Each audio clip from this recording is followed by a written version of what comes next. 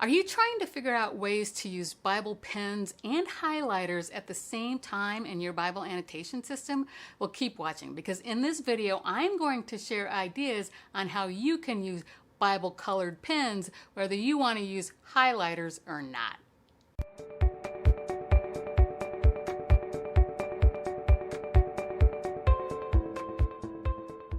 When I first started Bible journaling, I was a little scared to start marking up my Bible with annotations, which, if you don't know what that means, all it is just taking notes and marking words and passages in your Bible. It's really easy to do, and I've created a free Bible note-taking guide for you to check out if you're, new to note-taking, or if you just maybe want some fresh ideas. Anyway, back to my story. When I began, I just decided to stick to a simple highlighting system since I didn't really know what I wanted to do. But when I finally started to want to write in my Bible, I knew I wanted to use color so that it would stick out. Because in my previous Bible, everything was in black or blue, and it all just kind of got like muddled. Is that a word? Yeah, I think it's a word. Anyway, it all just kind of got muddled in with the black ink on the paper, and it just kind of caused visual confusion for me. Now, if you've been watching my videos, you know that I like a lot of freedom in my systems. So that's what I created for myself. When I finally created my system, I created one with a lot of freedom. But before I share what I do, I want to go over some pros and cons of using highlighters and pens and give you some ideas for using colored pens. So let's get into it. And as I'm sharing this info, please go ahead and comment down below what your opinions on highlighters and pens are. So let's start with Bible highlighting. Now, if you want to jump to the pen portion of this video, just look for the chapter break in the video bar down below, or look for the timestamp in the description. So let's get started. Most people who use a highlighting system are using it to mark certain themes, and each color is a different theme.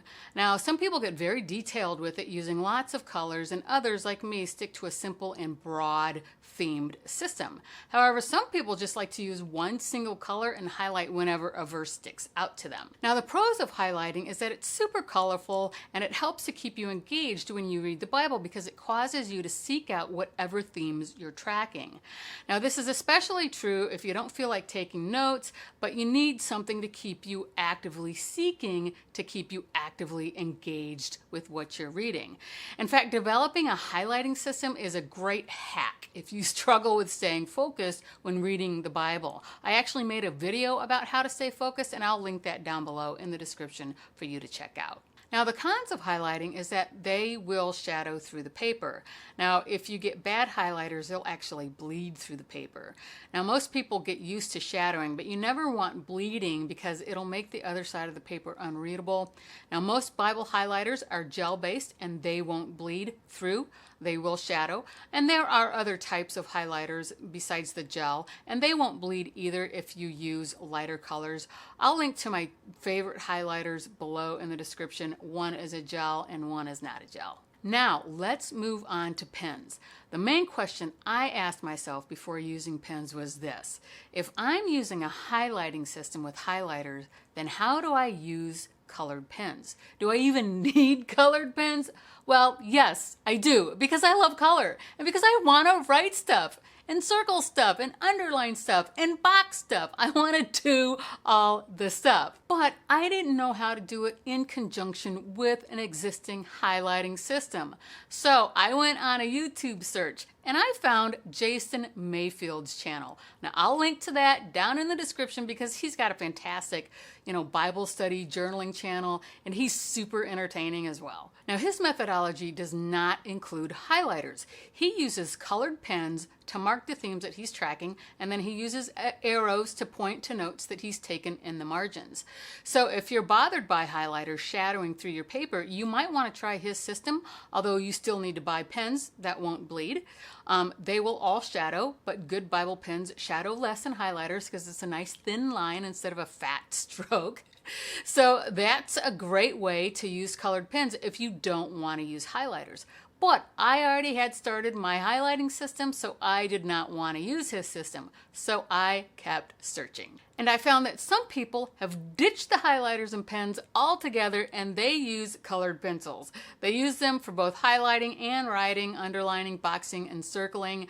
Because with a colored pencil, you can like shade a verse, which basically turns a pencil into a highlighter, but then you can use it like a pen. Best of both worlds. Except I didn't think of that when I started, and honestly, I don't know if I'd like all the sharpening. So maybe it's a good thing that I didn't think of it. Another idea I found is to reserve certain colored pencils for tracking certain words, phrases, or ideas in specific books.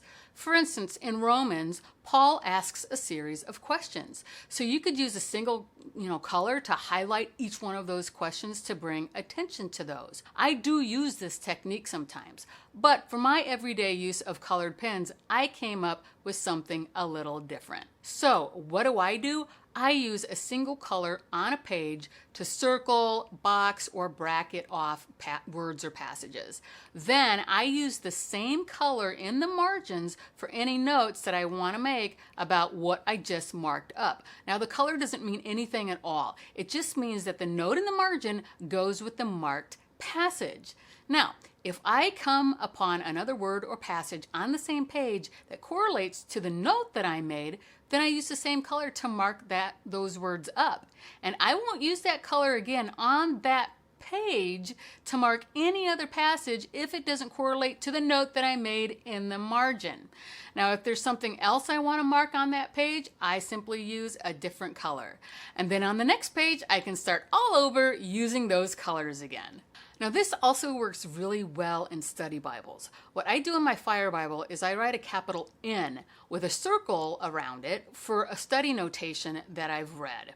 And if I want to highlight a portion of that study notation, then I use the same colored pen and underline it instead of using a highlighter. This way, when I'm rereading that section of the Bible, I can see what I've reviewed and what I haven't reviewed, in the notation system. Now this system works great for me because it gives me a lot of flexibility and it still allows me to use a lot of color, which I like. And I can use it in conjunction with my broad themed highlighting system. And that's it. And I'm curious, are you using colored pens? Are you using any of the ideas in this video? If not, what idea did you like the best? Please share. I love reading your ideas. Now, if you want to check out my highlighting system, you can check it out over here if you're on a computer. But if you're on your phone, you can find the link in the description if you click the little more button underneath the title. So anyway, thanks for watching and I'll see you over there. Bye.